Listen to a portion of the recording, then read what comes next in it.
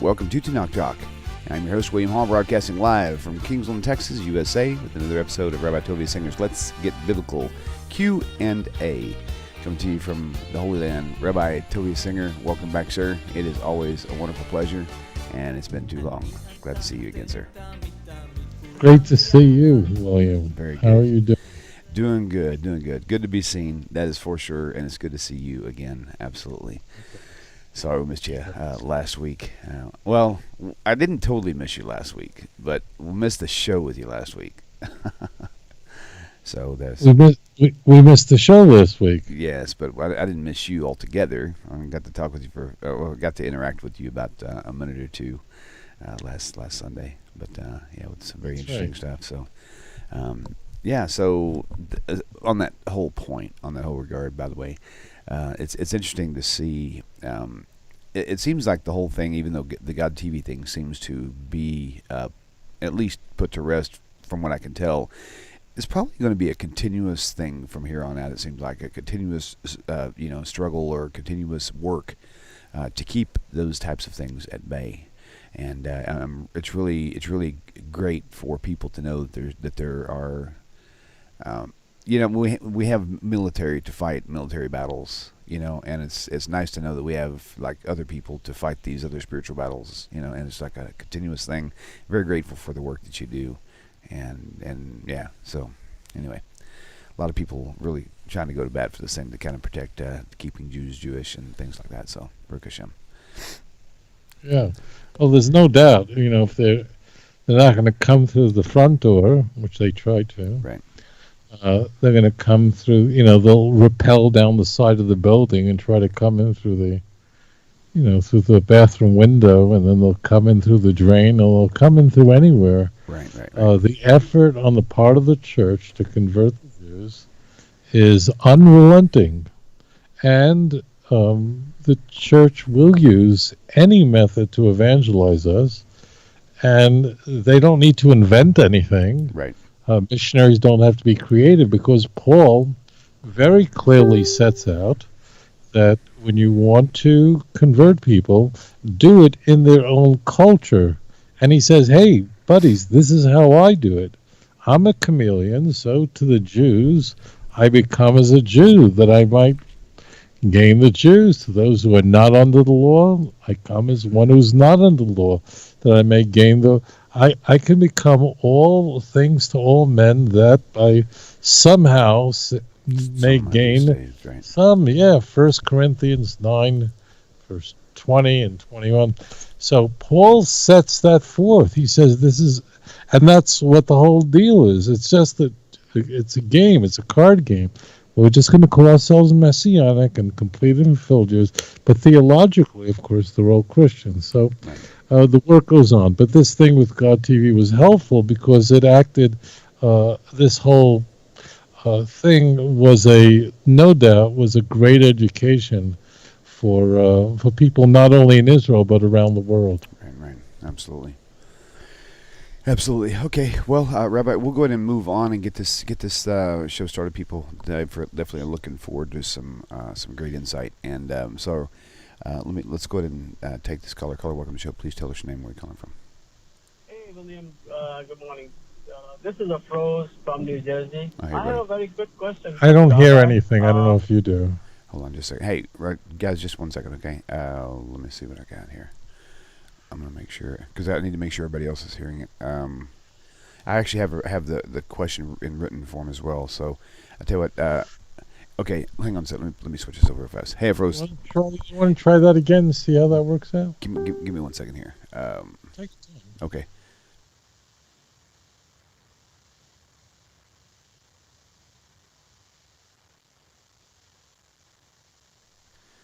Okay, very good. It may take more than just a minute or two to actually figure that out. So I'm just gonna kind of read you the question. So basically, is there any proof that the Jews? This is Afroz who's calling in.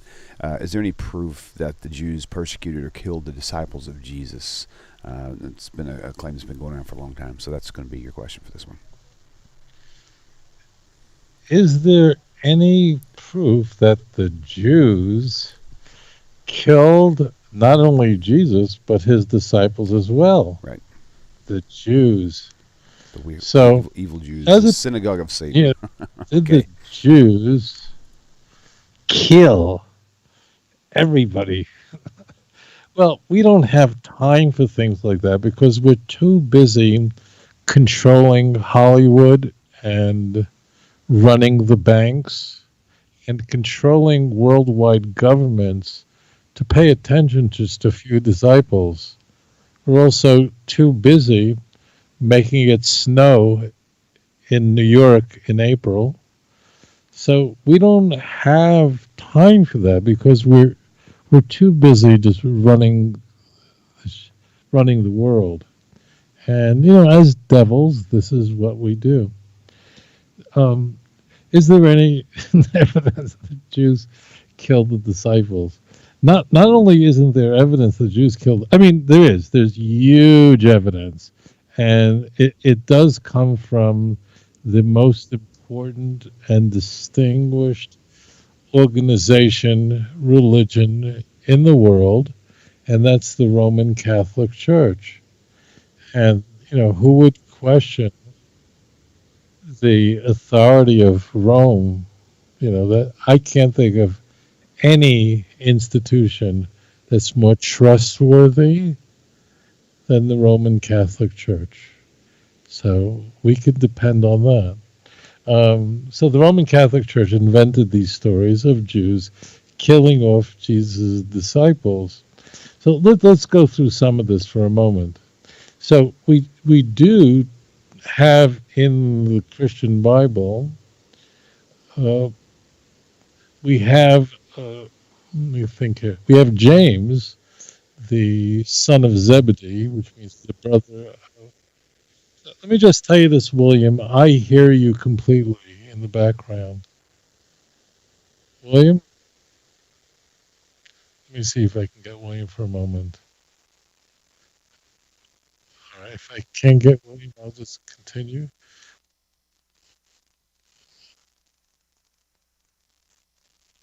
I don't know if others can hear this broadcasting, but William, I hear you broadcast. I hear you on broadcast, and the sound is not really very good. Do you want to try to rehook up?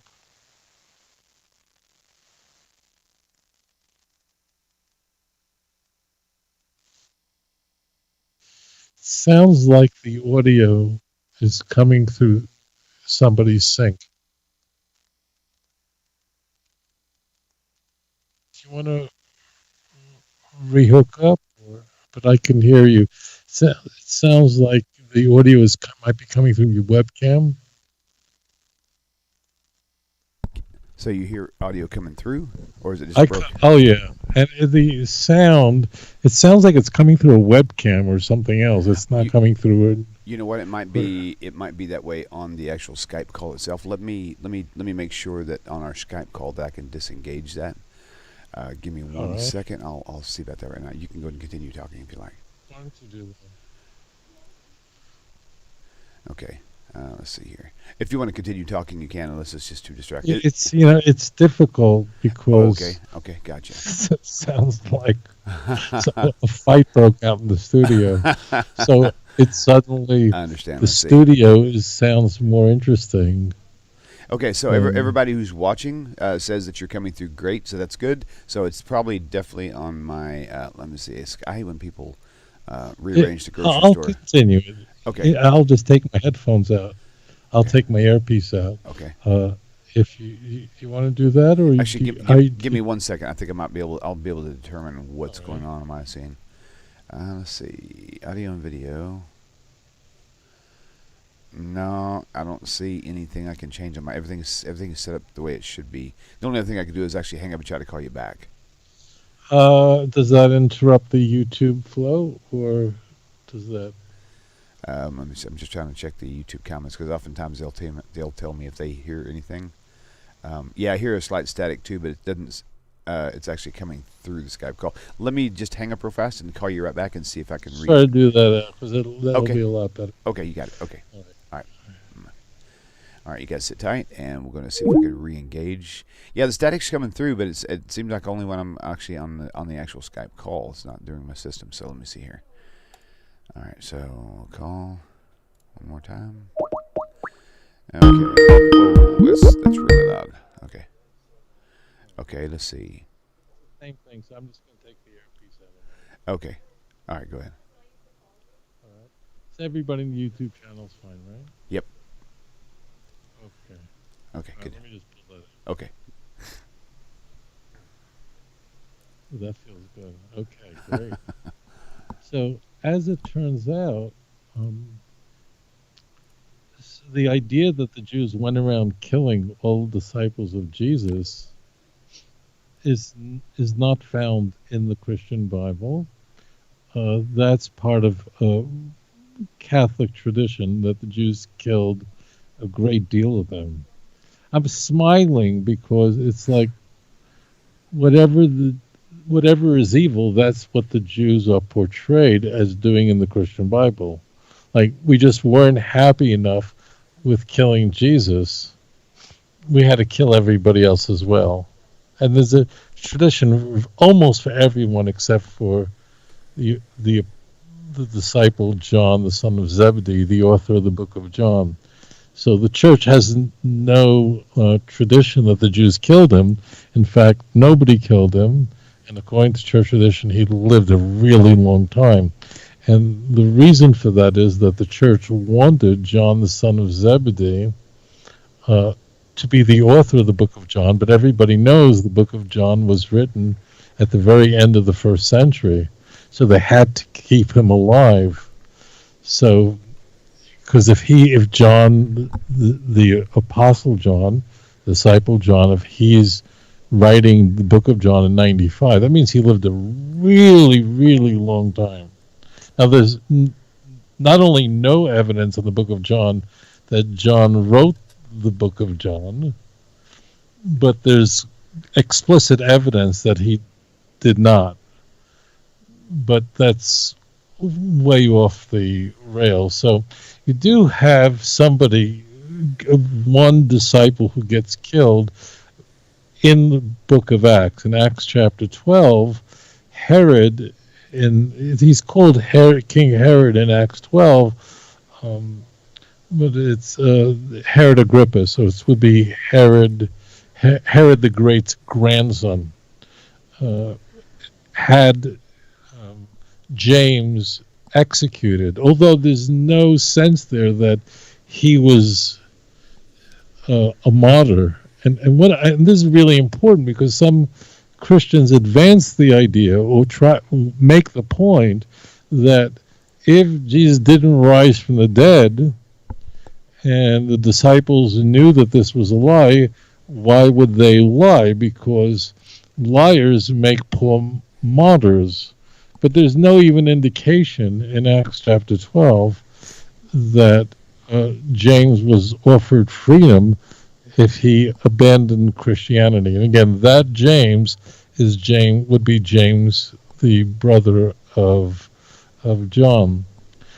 Paul claims to have been persecuted by the Jews in 2 Corinthians 11, receiving lashes many times and beaten, and he was thrown into prison and so on. However, that's where it ends. It means there is nothing in the Christian Bible that indicates that Peter was killed by anybody, let alone crucified upside down. These ideas that Peter was executed in Rome, so hung upside down on a crucifix because he didn't feel worthy to be executed in the manner that Jesus was executed. That's a pretty late Christian development. The idea that Paul was beheaded under the reign of Nero, that also is a later Christian development.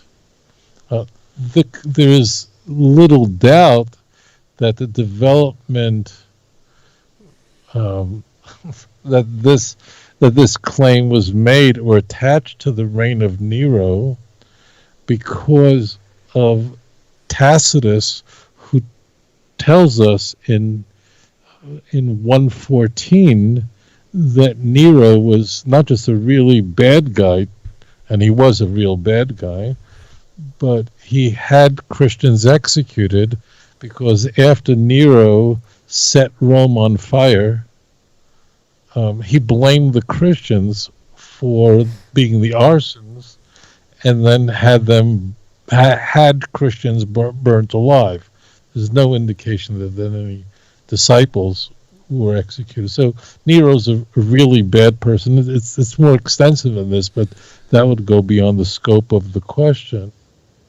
Now, this gets there's something really interesting here, because if Paul was in fact executed, and we'll just call Paul an apostle. So, although he didn't meet Jesus, but we'll call him an apostle. So if Paul was executed in Rome in the 60s under Nero, this is what you would have to believe. And this is an incredible stretch. So the book of Acts, by almost all accounts, except for some very extreme views from the book of Acts is written roughly in about the year 80, 85. You can open up almost any Christian Bible, whether that Christian Bible was published by real fundamentalists or book of Acts is dated to about, let's just be conservative, 85, which would mean that the book of Acts was written 20 years after the church would subsequently claim that Paul was executed in Rome. But the book of Acts ends with Paul being freed from prison. So this is the sort of drivel you would have to buy into. You'd have to wrap your brain around this. You would have to believe that the author of the book of Acts, after Paul was executed in Rome, head chopped off, bounced 3 times, and water sprouted out all 3 times. The church is still there in Rome. You would have to believe that whoever wrote the book of Acts just didn't think that was important enough to mention. No sober mind can believe that. That's not possible. So that's why this is really quite interesting. In my view, Paul wasn't executed in Rome. I mean, he might have been. I can't prove that it just would have been inconceivable that this would not have crept its way into the New Testament. He probably, perhaps died in Spain, where his mission was moving on to, as we're told at the end of the book of Romans. There's another interesting thing here that I have to insert. The church fathers very frequently sought to demonstrate the wrongness of the Jews in Judaism by asking the question of why did God persecute the Jews so much? I mean, why did the Jews suffer so much in history? Isn't that an explicit, unambiguous demonstration that the Jews are wrong and God is punishing them constantly? Augustine makes this point about the Jewish people in a number of his writings, famously in the City of God, where he's pointing to the suffering of the Jews outside of their land as a demonstration of the fact that they are wrong, and not just wrong, but they committed the unspeakable act of deicide. So, and this is not just the drivel of a Latin church father. All the church fathers made this claim. All the church fathers charged the Jews with deicide and claimed that the Jews suffered in history as a display of what happens to the nation that commits such crimes. But they're playing a game because they're so happy to point to the Jews' wrongness because they suffered and were killed, But yet when the Christians suffer and get killed, that proves that what they're saying is true and how great they are because they're willing to suffer for Christ. Do you understand what I just said? I mean, this is so obvious, and I don't know why people don't notice this. So frequently, I withdraw the word so frequently. Repeatedly, the church fathers, with one voice, pointed to the suffering of the Jews and said this demonstrates the fact that the Jews have killed and suffered. And it doesn't stop with the church fathers. The reformers are very, very happy to point this out, that the Jews suffer so much and are exiled so much and are killed so much because the Jews are in a cursed nation and therefore are suffering the recompense of their unspeakable sin of killing God and rejecting Christ. It's not. We won't even discuss the fact that if the Jews didn't kill Jesus and Jesus would have died of Alzheimer's, then Christianity wouldn't have a religion, so they should be thanking us. But that's a different topic altogether.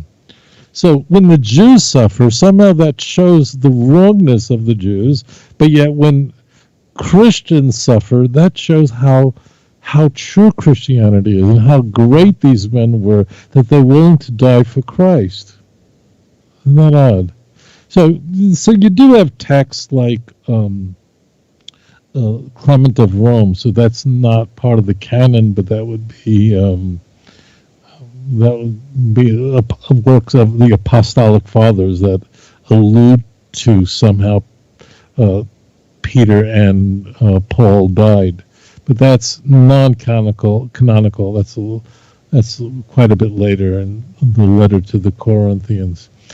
So what could be more transparent than the fact that the Book of Acts, as an example, just doesn't think this is important enough. Now, I'm being sarcastic here because the Book of Acts is not slow to talk about people dying. In fact, Luke Acts is very interested in dying, how Christians die and how you're supposed to die. And that's why Luke portrays Jesus' death on the cross as something really quite different than the way Mark portrays Jesus' crucifixion and Jesus' state of mind and his cry of dereliction and Jesus not understanding what is happening and why this is happening. In Luke's Passion narrative, Jesus is very much in control of the world around him, and when women are crying for him as he's going to his execution, he's asking them, why are you crying for me? You should be cry for yourselves. What's about to happen in Jerusalem? There's a man who's completely in charge, who's having completely lucid conversations on the cross with the two criminals who are being executed with him. One of them, in the book of Luke, believes in Jesus, and Jesus promises him that today you'll be in paradise. That is not the picture that we find in Mark. So most importantly, Luke teaches future generations of Christians, this is how you're supposed to die for Jesus. And we have, in fact, in the book of Acts, which is essentially the book of Luke volume 2, we have the supposed martyrdom of Stephen. I say supposed because I don't believe that's a historical event, but rather it's a plot device. And if you look carefully at the way Stephen dies, it's very much the way Jesus died. And in fact, Stephen, using similar language, essentially says, these people don't even know what they're doing who are putting me to death, which really sounds eerily like what Jesus says in Luke, Father, forgive them, for they don't know what they're doing. So I'm really unimpressed with the martyrdom of Stephen, but if I concede it, the point is even stronger. Luke Acts will never let go of an opportunity to talk about somebody getting killed. He's really into that. He's into Mariology of the study and understanding of how to die for your religion. So therefore, the claims that Paul and Peter were executed, Paul and Peter, in that order, are the most important characters in the book of Acts. By far. They're Paul is really the main character, but Peter is a very significant character in the first third of the book of Acts. These two guys get killed by Rome, and Acts went, no, I think we'll just end with Paul getting out of prison. So there's the whole picture. The whole picture is that the Jews did it. The Jews are just killed everybody. Whoever they can kill, they killed. And if this all sounds familiar in our time, in the way the Jews are portrayed by those who are not particularly, who don't find us to be their favorite nation, so what do those today who consider the Jews to be they were just the worst people in the world? So we control the world and we kill everybody, and we kill the most innocent people because we enjoy it. I mean, what is the protocols of the elders of Zion? It's a fictitious screed written by the authorities under Nikolai II in the early 20th century, portraying the Jews as demonic and controlling the world. Where did they get this from? Well, Nikolai II was such a devout Christian that the Russian Orthodox Church deemed it proper that he should be venerated as a saint. How lovely. And that's where they all got this from. The idea that the Jews just want to destroy the world and control the world, that's where this comes from. And that's why you don't find similar views of the Jewish people in Japanese culture and Chinese history. Very extensive, and they didn't talk about us that way. Why? Because they weren't Christians. They didn't have this kind of literature, not just canonical literature, but post-canonical literature that demonized the Jew as the worst person in the world. And it's for that reason that people reading this kind of drivel are affected by it, deeply affected by it. The church fathers were really, they were victims in a way that they read this literature. The reformers, Luther, Bucer, Calvin, they read this literature, and of course they, at every chance and every turn, they would say the most grotesque things about the Jews. Christians are not crazy.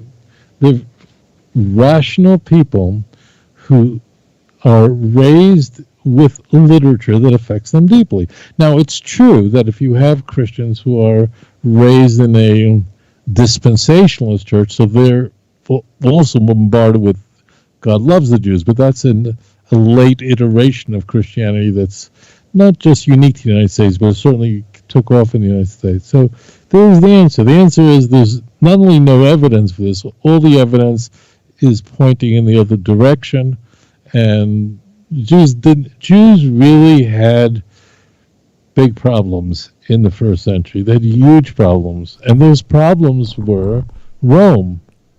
It was a nightmare to live in the land of Israel in the first century. And pick any year, it was just a total nightmare.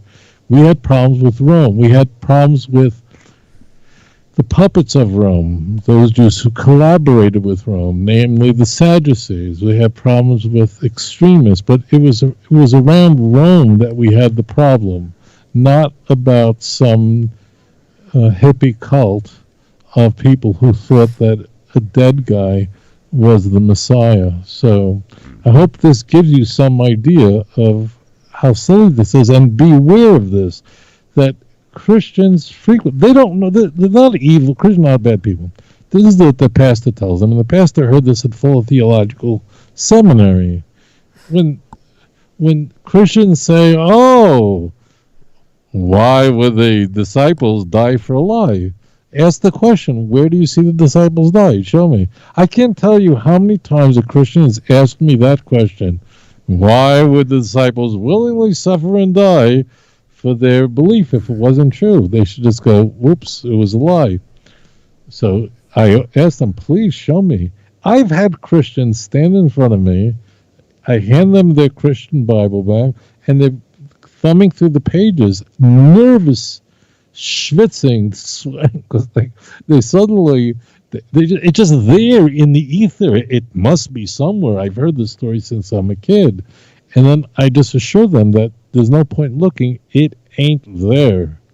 So this gives you a sense of the history, this era, how it poisoned the minds and soul of so many Christians and their view of the Jewish people, how that developed in a way that was very tragic, and we paid a very heavy price for that. Thank you for that question. Very good, very good. Okay, so we will move on to the next question. Give Rabbi time to put his earpiece back in. Okay, all right. Okay, there we are. Okay, sounds good. So I'm going to take this next call. If you cannot hear it, I Do we have you there? Yeah, can you hear me now, Rabbi? Rabbi, can you hear me? Hello? Okay, now I'm beginning to think it's definitely not. Can you hear me now, Rabbi? He might have unplugged his wire, actually, when he pulled it out. We'll see. Give it just a minute. Okay, do I have you there? Can you hear me now? Hello? Hello? Let me see. I can hear him, and you guys can hear him, but he can't hear me. So, I don't hear anything. okay. I wonder. Give me just a minute. I'm going to see if I can message him real fast. I'll say, check your wire. Okay. Plug in. All right, so he's not getting my messages either. What the heck? Huh. Interesting. Okay. All right. Let's see if we can get that going. Okay. All right. I'm going to hang up on him and call him back again. We've been having issues with our connection this morning for some reason, so let's try this again. All right. Y'all sit tight if you don't mind. We do have a caller on, and let me see here.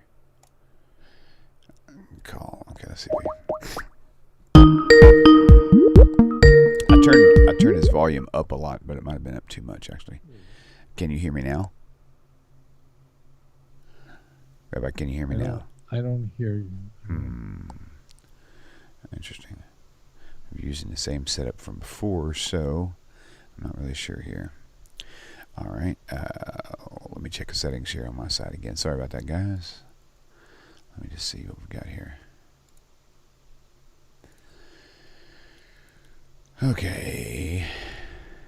Get this out of his face. That'd be nice. Audio mix. William? Yeah. I actually can see you on YouTube. Okay. But I don't hear you. Okay. So Ever since, let me. hear it now. Okay, let me send you another message. Let's see. Can hear you. I'm hoping he sees his messages. Remember, he's not getting his messages either. We might have a little clunky connection here this morning. So, tell you what I'm going to do, guys. Y'all sit tight. I'm going to, y'all just take a minute and chat amongst yourself. I'm going to try to do a quick reset on it. You can hear me now? I hear you. I didn't do a single thing. Oh, you know what I hear? Now I'm having a hard time hearing you too. So, so you guys just y'all just visit. No, I hear you through YouTube. Oh, I actually turned on YouTube, oh, which I never have done in all the years we've done the show. That's really wild. So I'm thinking you may have actually unplugged your headphones from the actual computer, possibly. That's the only thing I could think of, because that's the only thing that changed was you took your headphones out, and maybe pulling on it disconnected it from the computer. We'll let you. No, I'm plugged in. Oh, interesting. Huh. Okay. All right, the only thing I can think to do then is for me to actually reset. I'm plugged in. Okay. Okay. All right. That's why I can hear you now on YouTube. Well, you can hear me on YouTube, but you can't hear me through Skype, right?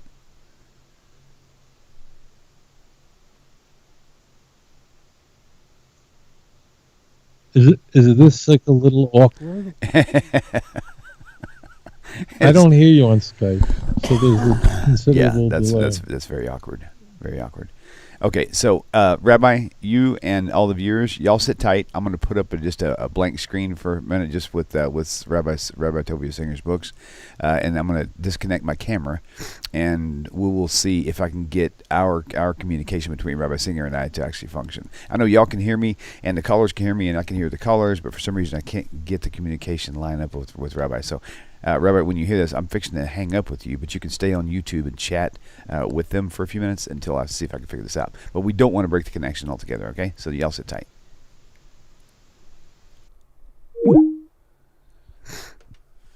All right, guys. Once again, I'm just going to verify some. I'm going to unplug my cameras down here and replug them back in and see if that actually helps. All right.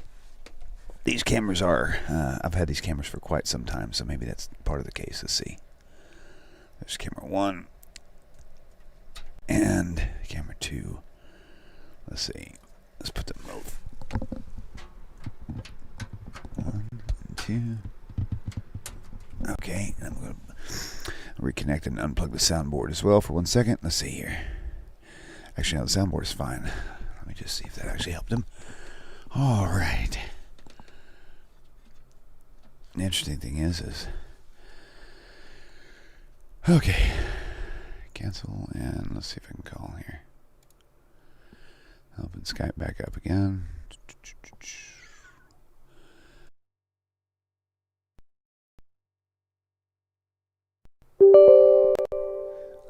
That's funny. Cancel. Of course, you wanted to update in the middle of a show. That's usually how it goes, isn't it? Okay, let's see what we have here. Skype. What, are you kidding me? Oh, great. Okay, it's not letting me even open the Skype window unless I do an upgrade. Dadgummit. Okay, guys, well, that's a little unfortunate. It won't let me reopen Skype until I do an update on the system. So I'm going to go ahead and stop the flow, the stream right now, do an update, and I'll come back to you guys shortly. So y'all sit tight, and I'll try to get back here in the next